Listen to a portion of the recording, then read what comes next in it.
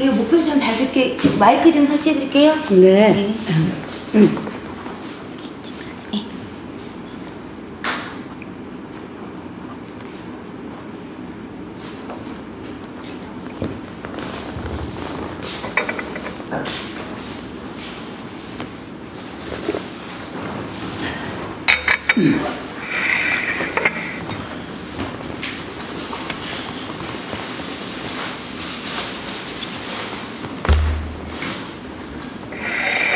우리 옷은 준비됐는가요? 테이프 안 됐지? 네, 아직 안 들어왔고. 요즘 뭐 건강은 뭐 괜찮으십니까? 보자, 아직은 미끄러져라. 예. 근데 저희들이 쭉 이 지역사회학교라든가 또 뭐 사회활동 아산재단 참여한 분들 다들 건강하시고 또 연세도 많으신데 80 넘으셔도 정리하시더라고요. 아직. 요새는 좀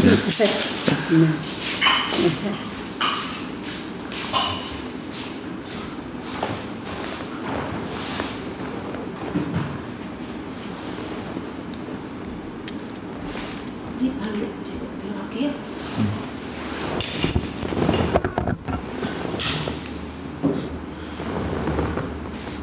좀 시작해도 괜찮겠습니까? 네.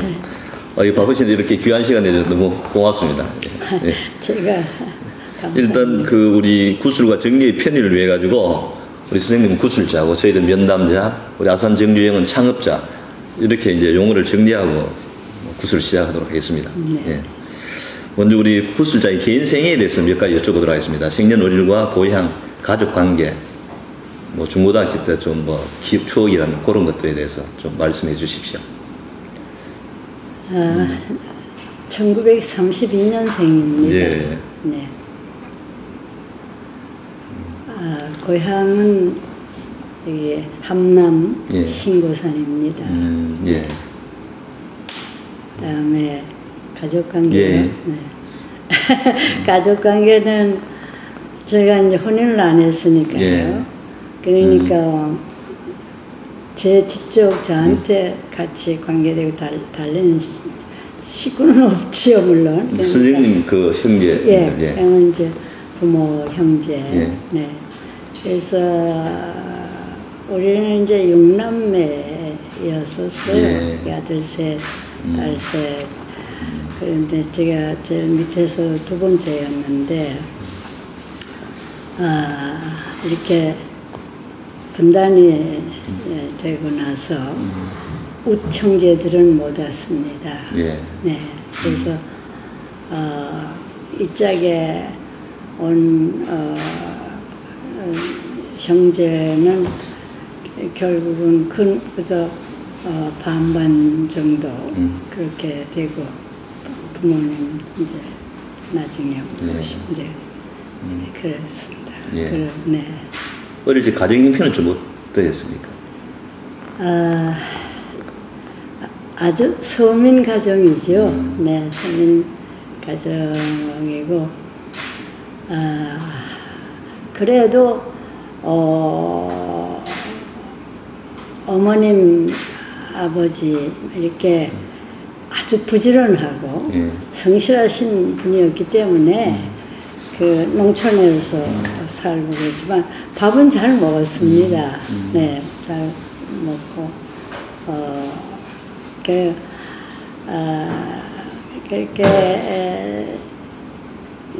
그러니까 1920년대에서 40년대 그 사이 시대에 이제 저희 형제들, 우청제들, 그래도 초등학교는 다 공부 졸업하게 하시고, 네, 그런 그럼 군사께서는 해방 이후에 이제 남한을 내려오셨습니까? 그렇죠. 네. 46년 늦은 가을에. 예. 네. 그때 혼자 내려오셨습니까? 혼자 왔습니다. 네. 그럼 학창 시절에서 좀 간단하게 좀 말씀. 어디 학창 시절? 중고등학교, 대학교 갈 때까지 과정들 예. 돼가지고. 초등학교 얘기는 할 거 없고, 네. 초등학교 북한에서 이제 나왔어요. 북한에서 나왔죠. 예. 네. 중고등학교 이제 월남에서 제가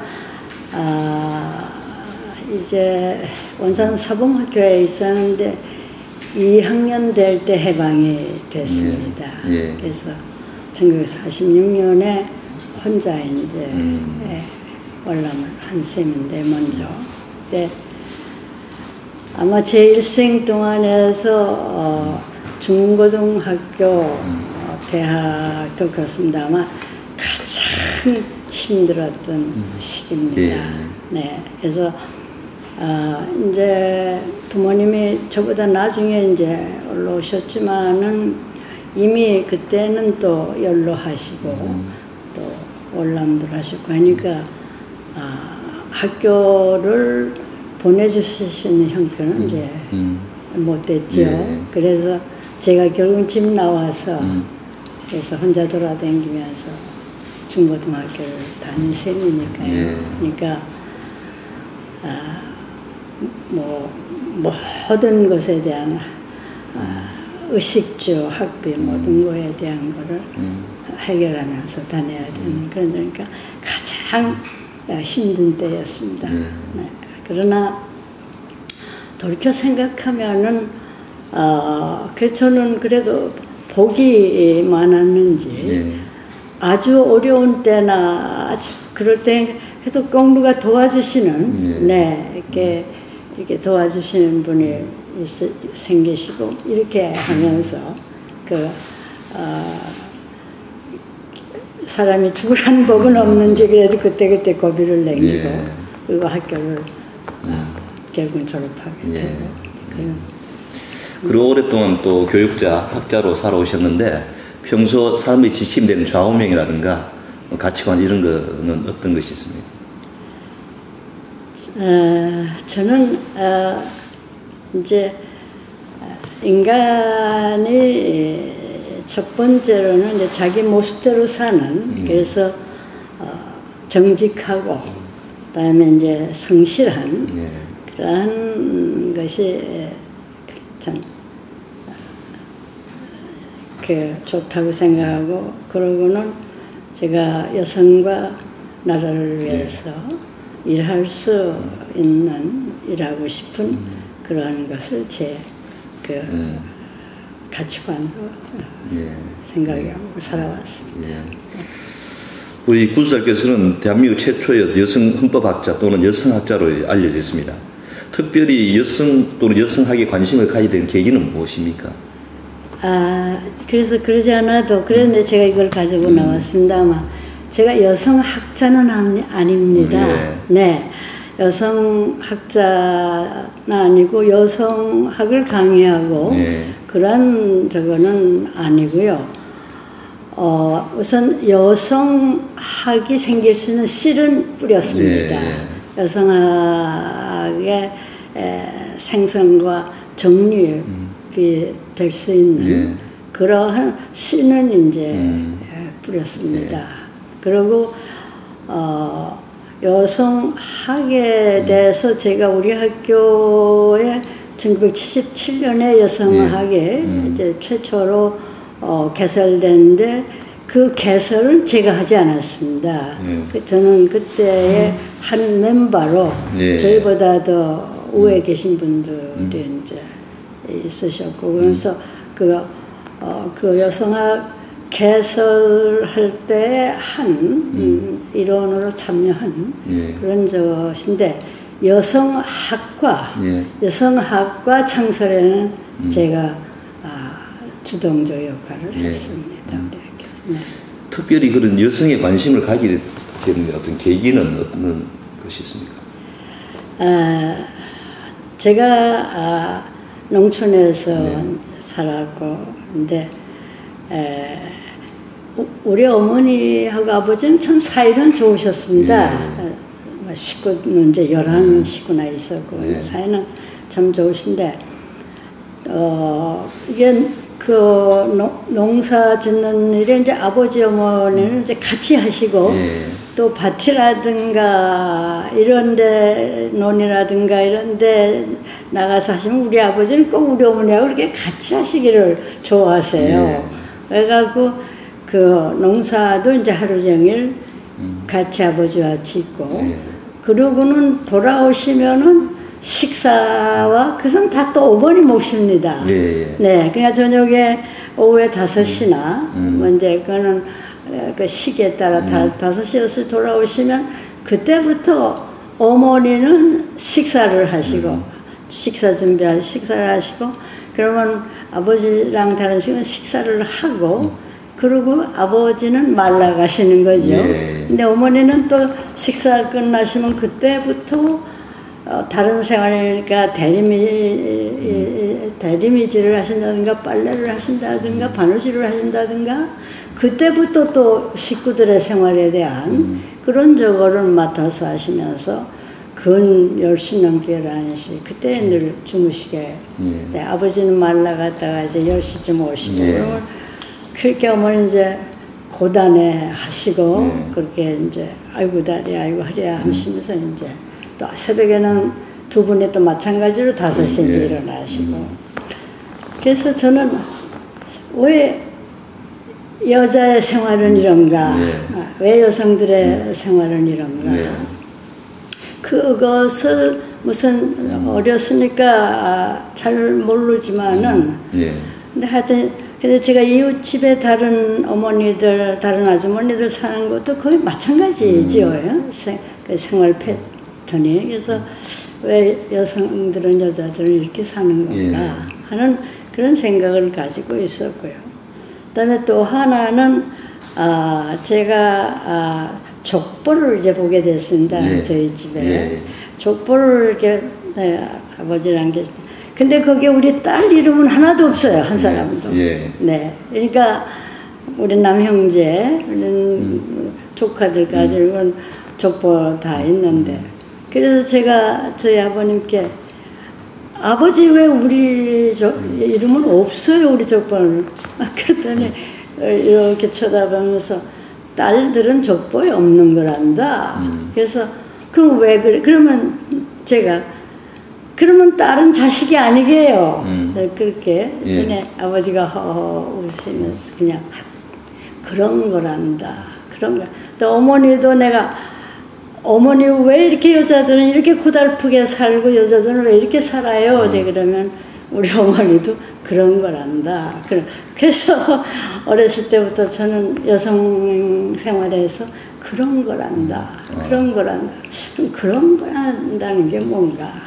이제 그렇게 하면서 여성에 대한 문제에 대해서 생각했어요. 그런 측면 보면 우리 구독자께서는 뭐 가족법 폐지 운동이라든가 한국 여성학회 초대 회장도 진행하셨고 또 우리 김대중 정부 시절에는 초대 여성특별위원회 위원장도 하시고 하면서 여러 가지 일들을 많이 하셨는데 그럼 지금 돌이켜보건데 한국 사회에서 여성의 역할이라든가 여성의 위상이 뭐 선생님 기대하신 만큼 많이 향상됐다고 생각하십니까? 아니지요. 아니고. 예, 아니지요. 제가 여성 문제에 대해서 철들면서 생각을 이렇게 할 때에 이렇게 남녀가 이렇게 다르게 살고 남녀 역할이 이렇게 다른 이제 이러한 저거는 자연적이라는 천부적이라는 그러한 얘기들을 많이 들었습니다. 그래서 남녀에 대한 생활 패턴과 생활 취급이 이렇게 다르고 역할이 다르고 거기에 대한 가치관이 다르고 지위가 다르고 이것이 자연적인 것이고 천부적이라 그러는 데서 이게 자연적이고 천부적이라 그러면 고치기 힘들죠. 그래서 저는 과연 그것이 천부적이고 자연적인가 그래서 공부 좀 했습니다. 그랬는데 남녀가 다른 면도 있지요. 다른 면, 생리적인 면에 다른 면이 있고 육체적 완료, 힘, 그 다른 점이 있죠. 그러나 적은 부분에 다른 점이 있는 것뿐이지 대부분의 거는 결국은 옛날부터의 그 사유에 의해서 사람의 생각, 특히 그것도 당시를 지배하는 지배자들의 사유, 생각에 의해서 되고 그게 제도화되면서 오래도록 이렇게 되어 왔다고 하는 것을 그것을 알게 되면서 그래서 제가 여성이 그러면 결국은 이렇게 사는 것은 여성 주체성이 없지 않습니까? 여성 주체성이 없고 종속적으로 살고 그러니까 이것은 옳지 않는 거죠. 그러니까 말하자면은 왜 이렇게 되었냐는 걸 알게 된다면은 잘못된 것은 고쳐야죠.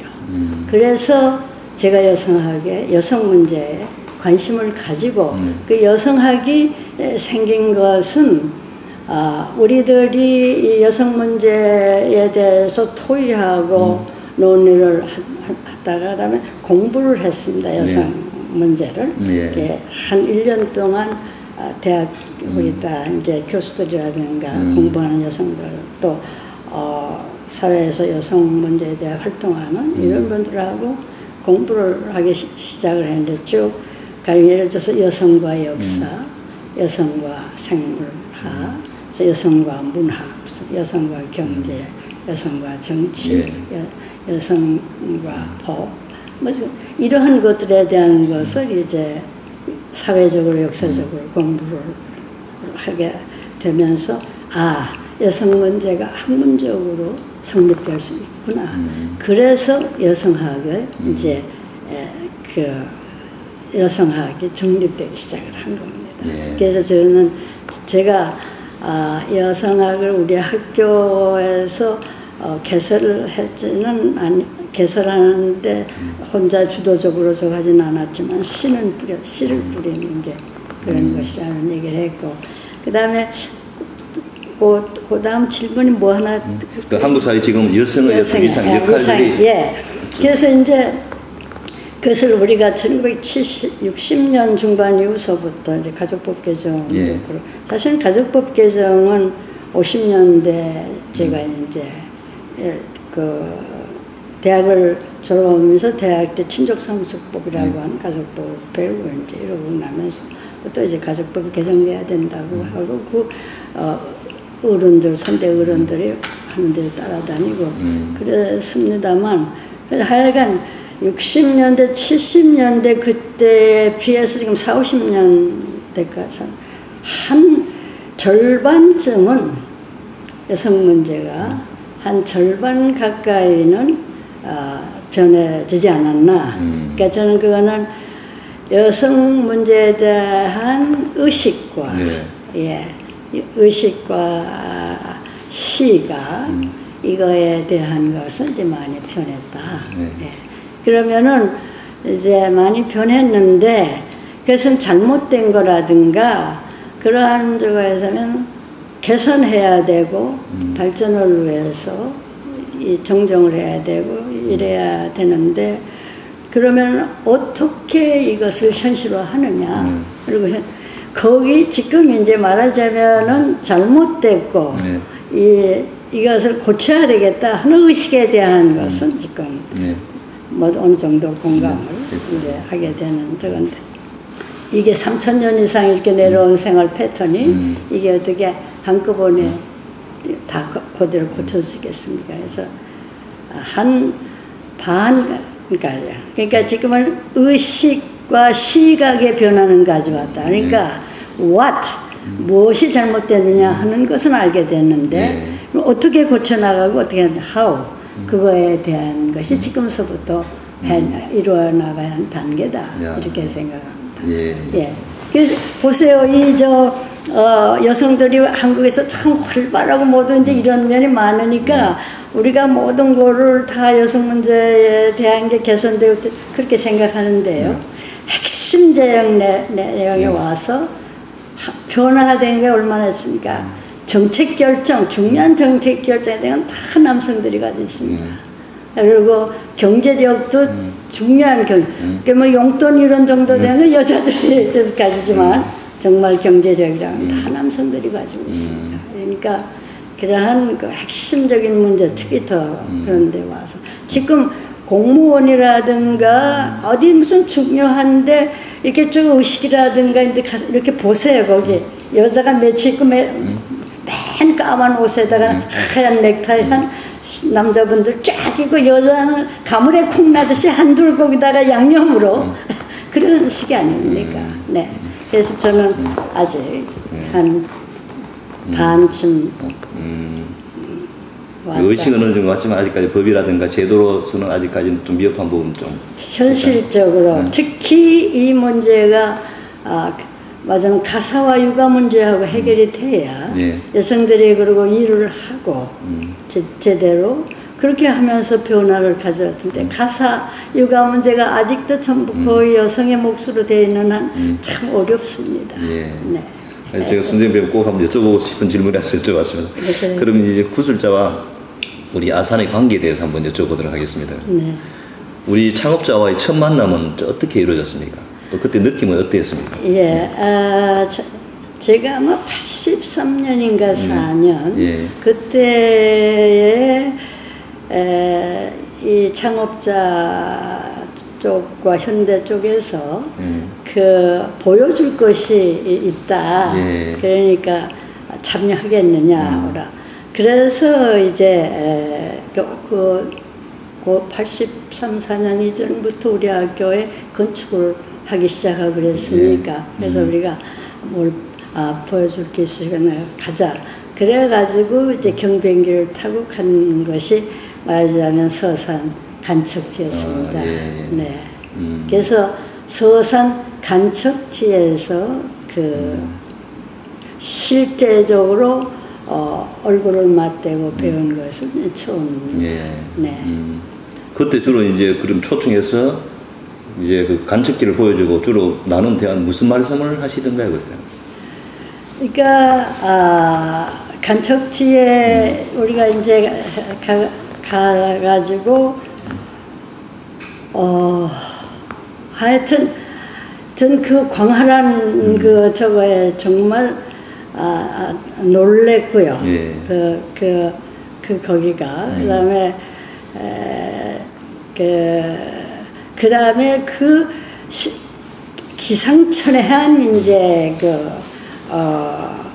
일들이 벌어져 있는 일에 대해서 정말 어떻게 인간의 힘이 이런 저거를 할 수 있나 이제 이러면서 우리가 이제 얘기를 나누는데 우선 그 점심을 이제 먹고 이제 갔는데 그런데 제가 이 창업주에 대해서 인간미가 있어서 쉬고 이제 그러다고 느낀 거는 우선 굉장히 소박하셨고 소탈하셨습니다. 아주.